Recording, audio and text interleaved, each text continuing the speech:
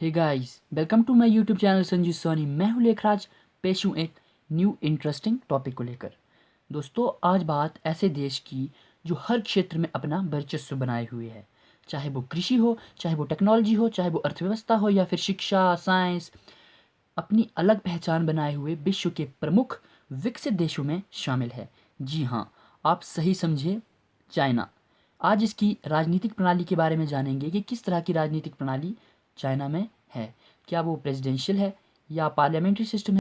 तो बहुत कुछ जानने को मिलेगा आपको चाइना के बारे में, ठीक है।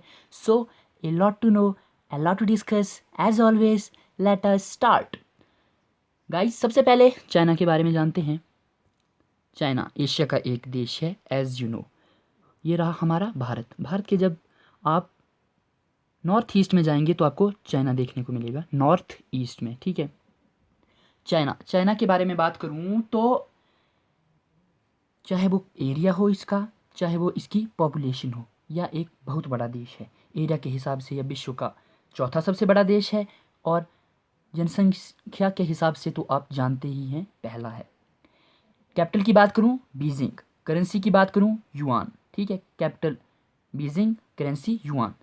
एंड सबसे खास बात, there are no states in China.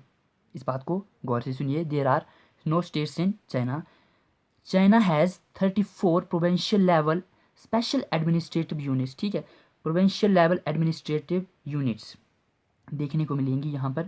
इसमें से 23 provinces, 4 municipalities, 5 autonomous region and 2 special administrative region. जो 2 स्पेशल एडमिनिस्ट्रेटिव रीजन हैं, ये हांगकांग और मकाऊ हैं, ठीक है।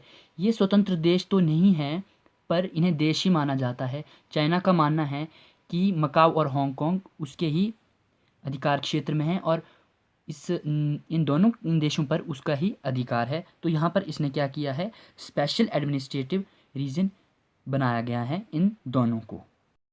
तो ये था चाइना के बारे में कुछ। अब बात करेंगे इसकी राजनीतिक प्रणाली की।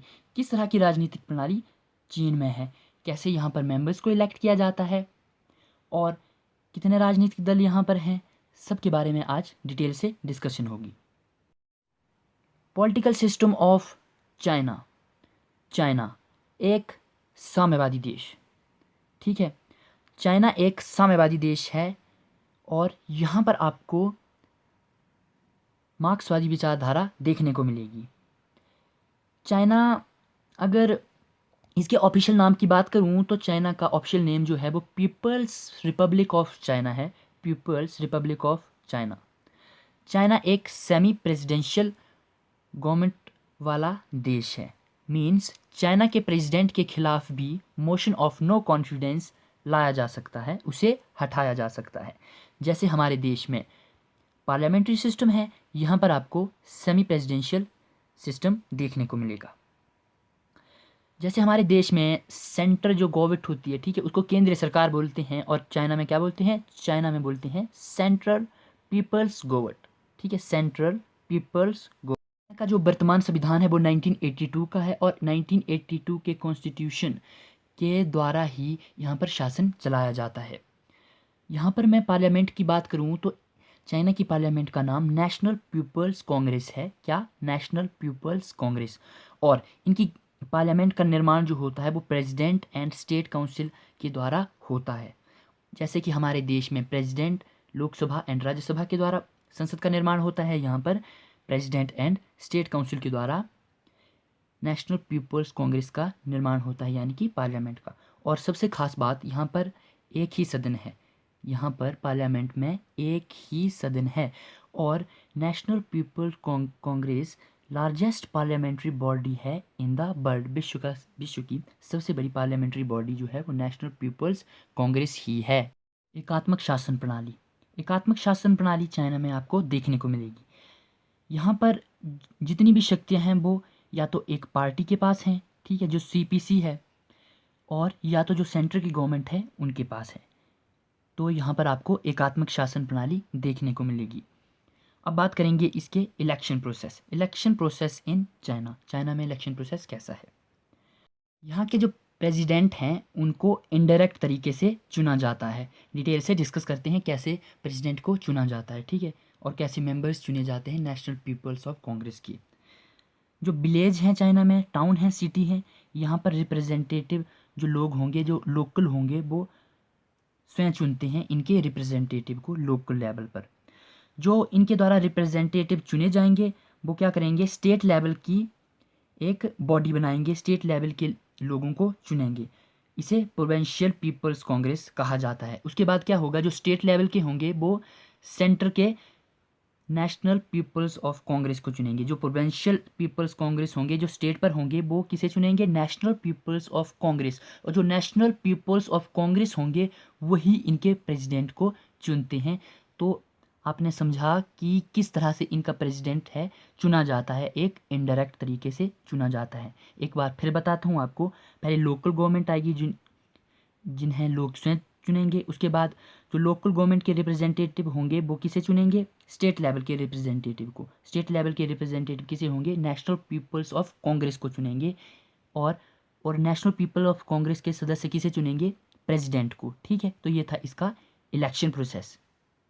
इसकी पार्लियामेंट की, जो नेशनल पीपल ऑफ कांग्रेस है, इसकी साल में एक बैठक होती है, साल में एक बैठक होती है। अब आप सोचेंगे कि साल में एक बैठक होती है तो यहाँ पर कानून कौन बनाता है, तो इसके बारे में भी बात करते हैं। ठीक है, जो यहाँ पर कानून बनाए जाते हैं वो स्टैंडिंग कमेटी के द्वारा बनाए जाते हैं, standing committee of the National People's of Congress. ठीक है, वर्क्स होल ईयर। जो स्टैंडिंग कमेटी होगी वो कानून बनाएगी और अप्रूवल कौन देगा, NPC, National People's of Congress. Standing committee कानून बनाएगी और अप्रूवल देगी एनपीसी। ठीक है, तो इस तरह से यहाँ पर जो एनपीसी है वो एक साल में बैठक करती है, साल की एक बैठक करेगी और सारा काम किसके ऊपर होगा, स्टैंडिंग कमेटी के ऊपर होगा। ठीक है, तो अब बात करेंगे कि जो कम्युनिस्ट पार्टी है उसका क्या रोल है चाइना में, कम्युनिस्ट पार्टी। ठीक है, मैंने आपको बताया कि चाइना में सिस्टम जो चलता है कम्युनिस्ट पार्टी के अंडर चलता है। मतलब यहाँ पर दूसरी कोई भी नेशनल लेवल पर पार्टी नहीं है। ठीक है, कोई भी नेशनल लेवल पर पार्टी नहीं है। छोटी पार्टियां हैं पर वो भी साम्यवाद पर ही आधारित हैं। इनकी विचारधारा इस बड़ी पार्टी के हिसाब से ही है।